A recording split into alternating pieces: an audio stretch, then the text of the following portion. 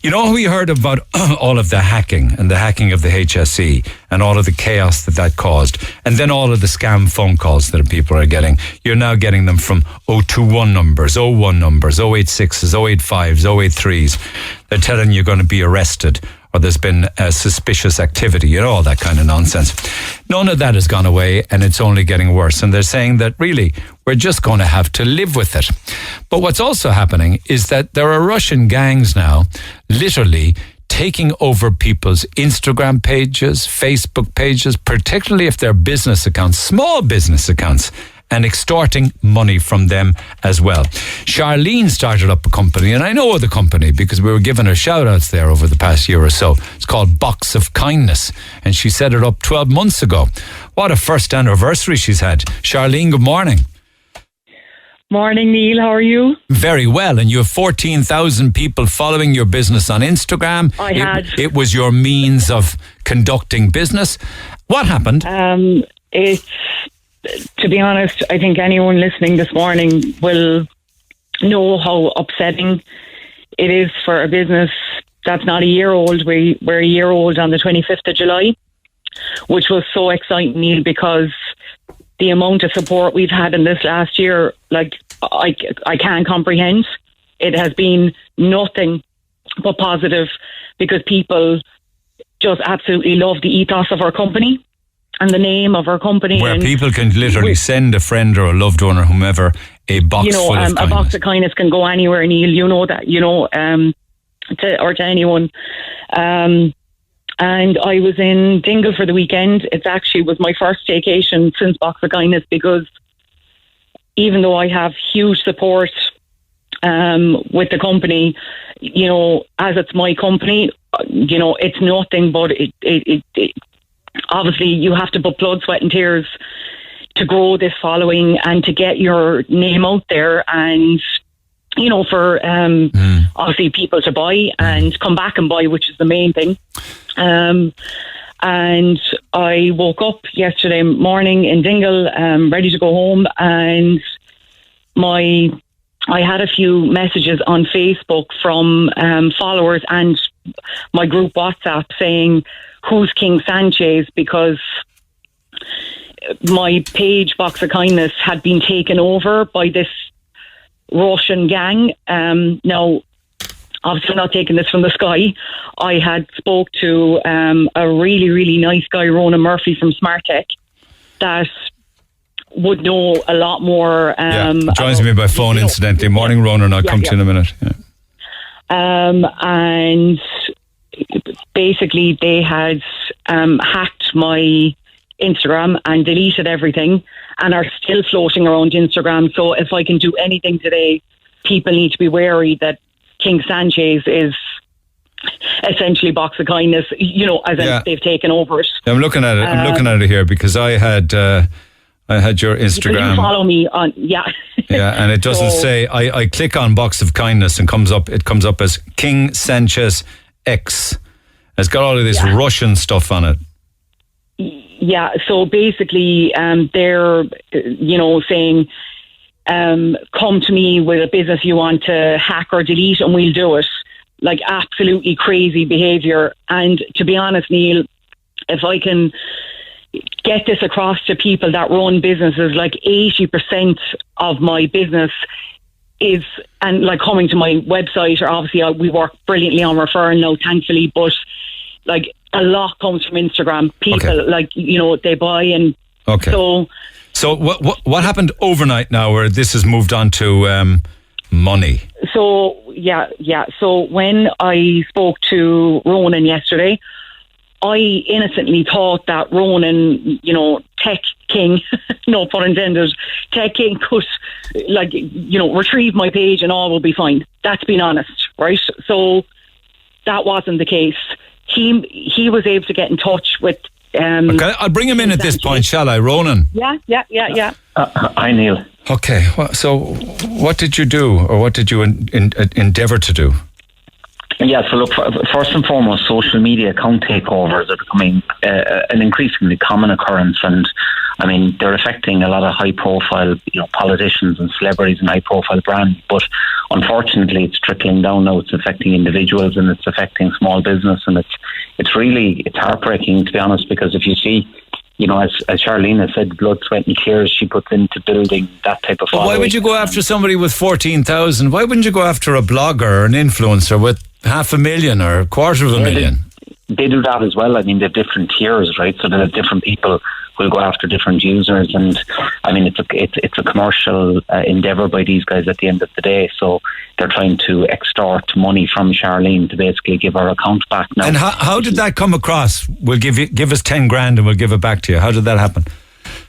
Well, I reached out to them and I said, look, what's the story? We want to get the account back, and obviously they pick a number out of the sky. In this case, based on the number of followers, it was 10,000. I said, look, not a hope.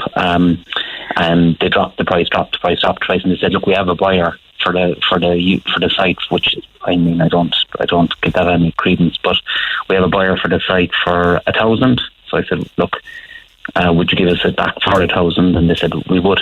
But the question is, if they give it back or not, you never know. You could make a payment and they could very easily just not give it back to you. So you're negotiating with terrorists at the end of the day. So can she just set up a mirror account and import all of the followers? No, it's gone. The account is deleted, right? So what they've done is they've deleted the username, the associated telephone number, all of the details. Good God. You would imagine, I mean, it's really, really bad practice by Facebook and by Instagram and by these social media companies. Facebook is Instagram. Yeah, correct. It's shocking that, I mean, you can't contact Facebook or Instagram and say, look, I've been hacked and get my site back. But I mean, I was looking at some of the numbers of the scale of this problem, and I kind of understand why they don't. There's literally tens of thousands of these happening every single day. And you can imagine if you're a Facebook or an Instagram, by the way, I think they do a terrible job here, but if you were one of those companies, just trying to moderate this and understand who's who in this equation, it's almost impossible. It seems an awful lot more sense that these hackers would go after individuals rather than trying to extort 20-30 million from the HSE, which incidentally they never got, did they? They never got it. No. Yeah. I mean, it's a volume play, right? If you can hack, that guy was telling me when I was speaking with him that he was going to do another 50 accounts yesterday. Did you actually speak, or was this emails back and forth? WhatsApp. Yeah, we spoke on WhatsApp. 50 other Instagram accounts in Ireland, is it, or what? No, it's internationally. He doesn't even know where we're based. I think he thought we were based in France first. Are they making money? Oh God, yeah. A lot of people are paying. Will Charlene pay? Will you pay $1,000, Charlene? I will not pay 1 cent. To be honest, Neil, I mean, think of the HSE. I will try my best to build my following up. The support I've got within 24 hours. Thank you so much to everyone. I mean that, This would be a business expense, though, would it not? That maybe if you paid it, you would hopefully. But the thing is, Neil, they will. It's like a gravy train. They want more money. Then, how could you start from 10k and right down to 1k? Do they tend to latch on to people like that, Ronan, and come back again? It's like a blackmailer. Yeah, they do, Neil. Unfortunately, I mean, this is fraught with risk, right? You pay the money, and look, there's ethical questions about paying these guys money as well, right? You're basically funding them to go on and do it to other small businesses and individuals. No way.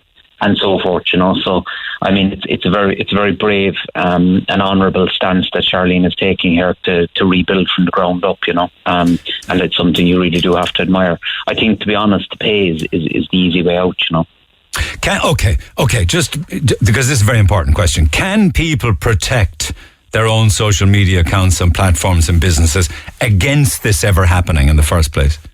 Yeah, I wrote down a couple of bullet points. I knew you were going to ask that question, so I'll list them off to you. You enable two-factor authentication on all of your social media channels. You never give out your page credentials to anyone who emails you or asks you to click on a link. You never click on emails where an offer appears to be too good to be true. You never download unsolicited apps. A lot of apps you download will ask you for permission to have access to your social media accounts. You never give that permission. Never use the same passwords on the same sites. And try not to reuse them where possible. And I know that's a pain because they're so bloody hard to remember. Update them regularly, which even makes it worse. So download some sort of password manager to keep on track of them. And then be very wary of your, let's call it, your connections getting compromised. Because how I see a lot of people getting hit, and you'll see this on things like Facebook and Instagram and other social media platforms, their account gets hacked. And then they'll automatically reach out to everyone you're connected with, and they'll say, "Hey, click on this link. There's something cool going on." Yeah. And people click, and then they get caught, and then it just travels like wildfire. So you need to question everything, absolutely everything. And how did Charlene get hacked? So on yesterday was Monday. On Sunday morning, so Saturday, I go to Dingle on Friday, and I put a note in office on Saturday, just so that people would realise that I would return, I had about 40 message requests, probably 20 were worth revenue. But anyway, I just put it up for courtesy and that I would return it all on Monday. And on Sunday, I got a message from Instagram, and this is important for people. I got a direct message from Instagram, very, very legible looking, and just to say, the song that you had up on your Instagram is copyright. We'll ban you. You will be banned from your page if you don't follow this link. Oh, yeah. No. I've got those in the past. Yes. And to be honest, obviously someone, I just want to save my business and kind of go, God, that's copyright, or maybe it was the Dingle Air, but I didn't take too much notice. Hold on a second there. Hang on a second there. I just got one of these. Spam calls. Oh. Hang on a sec. Hello? Yeah. Hello, my name's Calvin, and I'm calling on behalf of the Commissions for the Regulation of Utilities from Behaviour and Attitudes. Oh, sorry, that's a survey. My apologies. I thought it was one of those. They keep calling me Behaviours and Attitudes. I've got about 5 phone calls from them now, over and over. Oh, no. Yeah. No, I think they're probably legit. I thought that was an 01 number.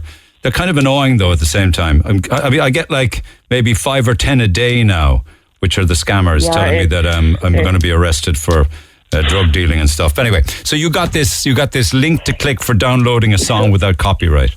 Yeah. Like, so, to be honest, I could choose the song on my Instagram, so, it didn't make any logic, but it did look like a professional message from Instagram, saying, because you do get those, like, you're not allowed to play the song, or, so I was like, I just gave my email address, and I woke up yesterday morning, Box of Kindness was gone.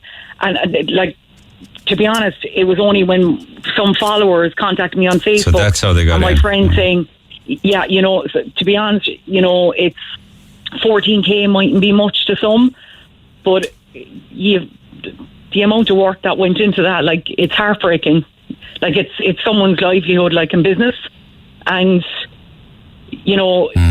please, whatever, like, anyone that's on Instagram, personal or business, just be careful. Make sure that you're not sitting here like me this morning, because I'm literally starting with a blank page now. But I get there. I won't stay down for long. Ronan, you were saying throughout the pandemic, people are using social media so much, and the big problem we've seen is people getting caught for extortion, identity stolen, blackmail. The fallout is unbelievable, and people are committing suicide. Really? Yeah, look, there's a lot of these guys have really honed their skill in how they extort people for money. Look, obviously one of the real murky underbelly parts of the internet is people use it for online dating. They use it during the pandemic to meet people, and there's been a huge rise in sextortion. And it's a very serious crime. It's where is that where it leads to people taking their own lives? They send photographs and then they're blackmailed. It's horrendous. A lot of the ones we've seen, they've caught a young man or a young woman in a compromising sexual position. typically with some, nudity and so forth involved. And effectively, they say, look, we have all of your Facebook contacts, your parents, your cousins, your colleagues, your Instagram contacts, and we're going to send them all this video that we have of you if you don't pay us. And what we've seen is young people typically tend to pay. They think, they're in absolute shock that this is happening to them. They tend to pay, but these guys are like leeches. They never give up. They keep coming back, and it literally drives young people off the edge. I mean, it's scary, and some of the cases we've seen are the young guy who met the girl on social media recently. What was that story? There's been loads of them. We've had, and I mean, we said she seduced him online, ended up blackmailing him. He had to sell his car over it and pay. Yeah. This is that's one example. That's one example. He was. I mean, I could count 6 of them. This in the last 30 days, where this has happened to young guys who are getting caught on whatever social channels they're using, and they're trying to find ways to fund the extortion and pay these guys back. But they never go away. They keep coming back looking for more because they have the video. I think one message I would like to just put out there to anybody who finds themselves in this really uncomfortable position: don't engage with them. Delete your social media accounts. Don't pay them any money. And remember, you're not alone. This is happening. No, you're not, actually. I see a text coming in there, Charlene, from somebody else who's saying, this happened to me yesterday where I got a message to click into. I'm only a small beauty account, but I didn't click it. Then I shared it on my story to warn others. Chin up, Charlene, we're all behind you, and you will get back to your previous followers and more, says Vicky and Youghal. Thank you so much, Vicky. I know. I mean, you got a long battle back. You have a big mountain to climb, but you'll get there. You'll get there. Absolutely, and I really appreciate you having me on. And Ronan, thanks for coming in to save the day yesterday to sort me out with passwords and stuff, because you don't think of that part of the business for you, like when you're, in the throes of other things to do with the business. And I heartfelt thank you, for putting me at ease yesterday by doing that, because I really appreciate it. No problem. And our company goes on the ethos of be kind, and So it's considering your message, it's an awful thing to happen to you. Being, the focal point of your message is kindness. So you don't deserve this. You really don't. No, but again, just like that boy, being suicidal for that. There are worse situations, and I have to think of it that way as well. I mean, I'll build, my following again, it's just, but I appreciate you having me on, and I really mean that. So, okay. Thank you. All right, shoulder to the wheel, go for it. Thank you so much. Thanks, Charlene. Ronan, thank you as always for taking the call, and very sound advice from Ronan Murphy from Smart Tech. Neil Prendeville, the voice of Cork, weekdays 9 to 12, Cork's Red FM. Red FM.